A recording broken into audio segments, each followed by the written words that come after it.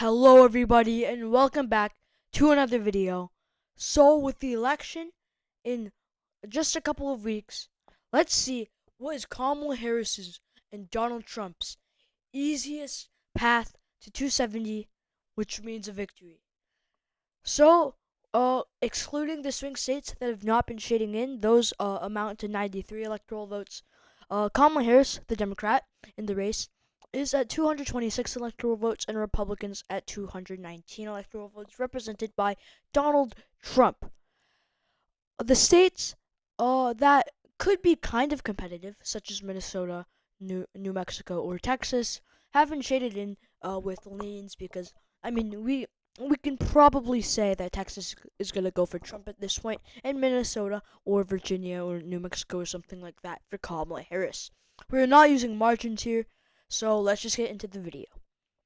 Alright, so out of these 7 swing states, let's just start with Kamala Harris' best case. Not best case, easiest path to victory. So, let's go to the 2020 election map. We can see that 3 states were won by Joe Biden by a lean margin. These are the swing states: Pennsylvania, Michigan, and Nevada. This means these are the states that Biden won by over 1 point. Nevada was won by 2.4 points, Michigan was won by 2.8, and Pennsylvania was won by 1.2. If we put in Michigan, we'll put it in likely just to represent the swing states, so you can tell them apart. But that does not give Kamala Harris 270 electoral votes. She still needs 4 electoral votes, and that means she has to win 1 more swing state. I've shaded in Pennsylvania, Michigan, and Nevada not because they're lean, but their trends seem pretty Democrat. Nevada has a massive Hispanic population, and it is expected to go to Kamala Harris. It is not trending 2.5 to 3 points to the right in just 4 years. It's just not how it works. Nevada, I'd say, is locked in, and it also is the best state for Kamala Harris on polling market. Kamala Harris is leading there in polling. It's the best state for her on 538 polls as well.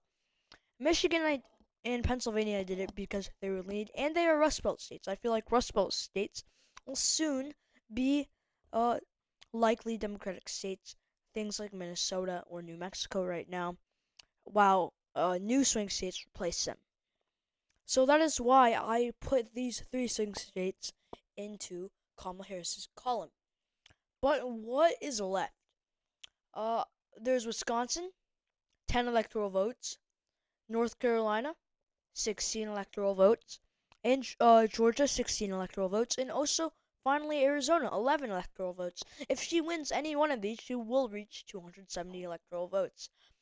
Let's go to the 2024 map, and here we can see Georgia, Biden won by a slim margin of 0.24. Arizona was also extremely slim of 0.31% for Biden, and Biden was also won Wisconsin by an extremely slim margin of 0.63. Out of the 7 swing states, only 1 state, North Carolina, Trump won. He won this by a considerably small margin, actually, of 1.3%. But which of these states is most likely to go to Kamala Harris? You might think it's Wisconsin, because it was won by Biden by the biggest margin out of these 4.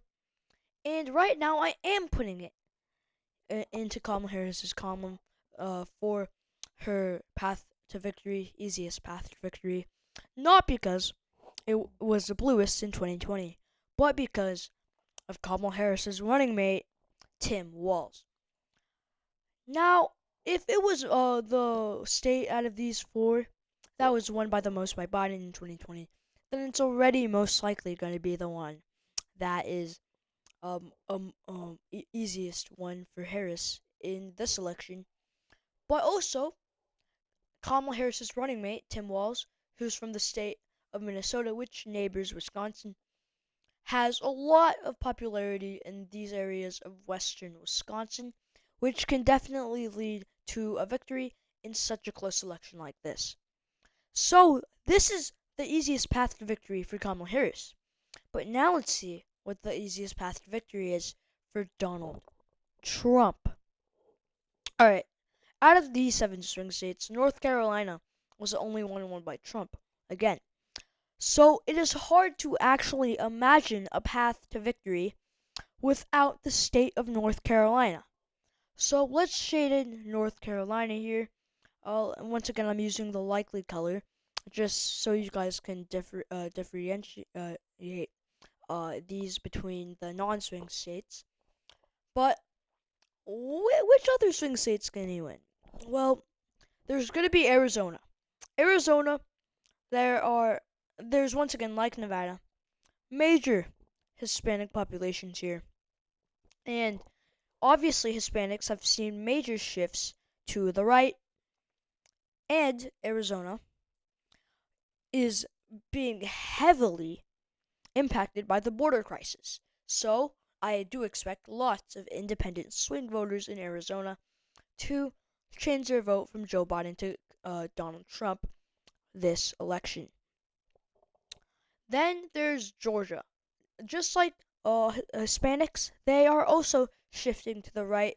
Obviously, I don't think Donald Trump will be able to win any minority in the next.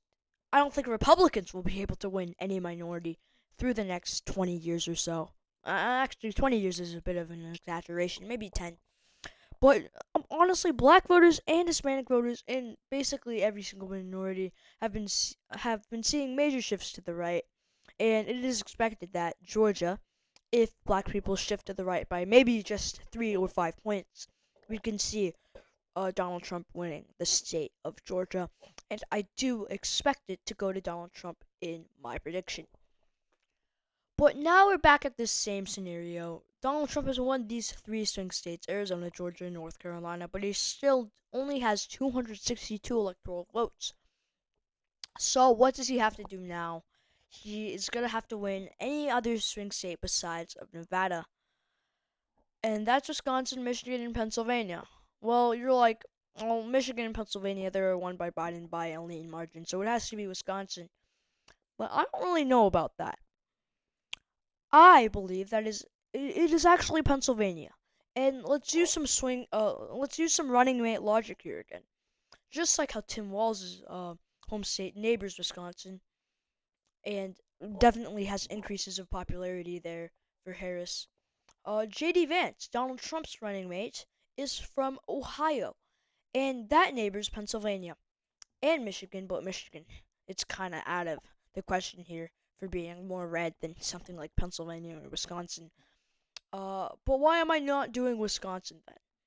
It's because Ohio has a lot more similar demographics to like these areas of western Pennsylvania than it is to areas of Wisconsin, mostly because all of its steel workers and things like that is just a lot more similar to the factories of Pennsylvania than the farms of Wisconsin.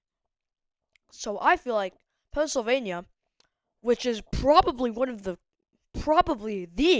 most critical state of the election, I'm gonna put it more likelier to go to Trump than Wisconsin or Nevada, and that does give Trump 281 electoral votes, which does give him the presidency.